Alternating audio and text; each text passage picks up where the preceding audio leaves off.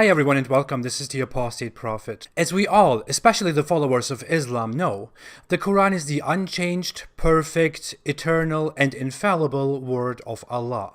Allah is almighty, all-knowing, and free of any flaw. That is the Islamic belief. If you are a Muslim, or if you are a Muslim, what would you do if you found out that the Quran has very obvious mistakes that don't even need very much inspection to call them mistakes? Would you look for new and incomplete explanations to defend your belief, or would you have the courage to doubt? The Quran contains a verse that I cited very often before, and that I will cite very often in the future. I think it's one of the most important Quran verses. Chapter 9, verse 30. It reads, "The Jews say Ezra is the son of Allah, and the Christians say the Messiah is the son of Allah. That is their statements from their mouths. They imitated the saying of those who disbelieved. May Allah destroy them. How are they deluded?" If you have any knowledge on the Bible, Judaism, or Christianity, you might spot the problem in this verse right away. I will try to simplify it briefly for all others. This verse mentions beliefs allegedly held by Jews and Christians, such as believing that Ezra or Jesus were the sons of Allah, or God. Then it likens them to disbelievers without specifying what disbelievers. Then, in a weird way, even though it's supposed to be the word of Allah itself, it says, "May Allah curse them," and calls them deluded. Other prominent translations deliver the same thing.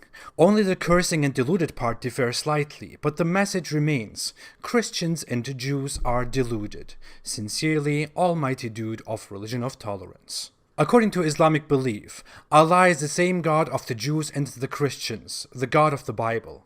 And therefore, whenever the Quran says Allah, it means the God of the Bible too. The Quran is pretty much correct about what Christians believe, that the Messiah, Jesus, is the Son of God. Well, at least it got that one right.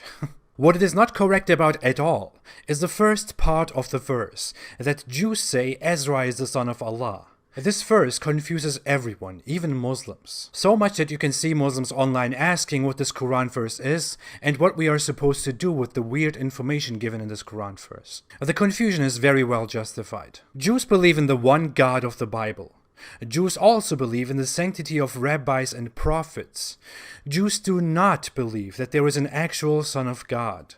According to biblical beliefs, Ezra is only a priest, an important one since he played a big role in restoring the law and initiating a lot of old and current Jewish practices. In some Jewish traditions, he was held higher than in others and seen equal to Moses. But no credible proof at all shows us any Jewish sect that ever idolized Ezra or thought that he was of any supernatural nature. So the Quran verse says Jews, not many Jews or some Jews. It says Jews. Apparently Muhammad wanted to make a Quran verse that blasts both Christians and Jews, because the former verse declares war on Christians and Jews, but he didn't really figure out what Jews actually believe in, so he just made something up. No one would notice, right? This can be seen as a clear mistake and ignorance on Allah's part, since the Quran is supposed to be the perfect and direct word of God, of Allah. Sorry. But Muslim scholars can't accept it, of course, because the Islamic belief is built upon the notion that it is perfect, it is the final religion, it is directly from Allah, and so on. And how could all-knowing Allah make such a mistake? The defense they make is that there were some Jews in Arabia who apparently worshipped Ezra. But why would the Quran first then talk about Jews collectively? Would it be accurate to generalize all Muslims because one tiny sect somewhere in Madagascar believes that the moon was split in two? Oh wait, most Muslims believe that. They make even more ridiculous claims. One that I have seen online on a fundamentalist Islamic page is that when this Quran verse was revealed, there was no major reaction among the Jews in Arabia, who must have heard of this verse, and therefore the Quran was apparently right. So we know that the statement in this Quran verse is objectively wrong. But because Jews didn't collectively oppose to this statement, the statement becomes right? That's like me saying Allah doesn't exist. If no Muslim comes to me and objects to my statement, it means that it's universally correct that Allah does not exist. That's how Allah's and Muhammad's logic work, apparently, according to those Islamic scholars. A third claim, made by respected early scholar Al-Mawardi, was just like the second one, but also shamelessly claimed that because Jews didn't object to this verse collectively, it was right and it was attributed to all Jews, and all Jews shared the sin of the statement. Wow. In this case, if I say that Muslims are terrorists, and no Muslim finds me and makes an objection to that, that means that all Muslims are terrorists? And they need to be judged accordingly? This is not an exaggerated comparison. If you think about the revelation of the Quran, it was not a book that was written and sent to all people over the world. It was just spoken by a loony merchant in Arabia, and turned into a book only after Muhammad's death.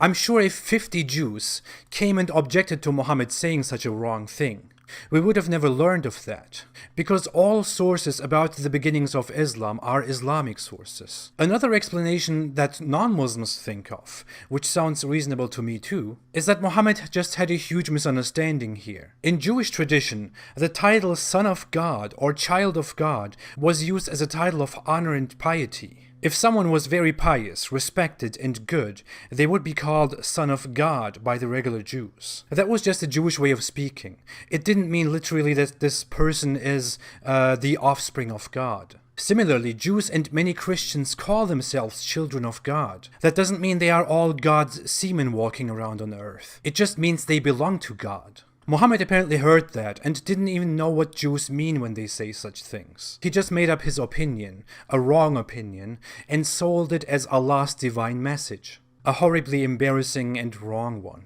As said, we have no credible evidence at all to prove that any Jewish tribe ever held such a belief, that Ezra was the son of God. Muslims try to explain nowadays that some did, but there is no source to that. There is no evidence. And why would we trust Islamic scholars? Islamic scholars try everything to defend Islam. Truth is not their objective, Islam is. There is no proof, but even if some Jews had had such a belief, one must be completely hypocritical to claim that this Quran verse is totally correct, because some Jews somewhere in Arabia, like a 0.0000001% of Jews, had such a belief at some point. Also, claiming that Jews believed in such a thing, that Ezra was the son of God, is like claiming that some Muslims believed that Muhammad was the adopted, disliked, disabled son of God, of Allah.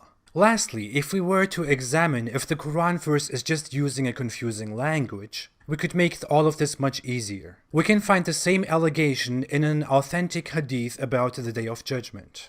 Some companion of Muhammad asks him about the Day of Judgment. Then Muhammad goes on and explains what happens to Christians and Jews first. According to Muhammad, Allah will ask all Christians what they worshipped, and they will answer with Jesus and will be punished for that. As for the Jews, quote, then the Jews would be summoned, and it would be said to them, what did you worship? They will say, we worshipped Uzair, Ezra, son of Allah. It would be said to them, you tell a lie. No, Allah, they are not lying. You're just Muhammad's alter ego, and Muhammad just made all of this up.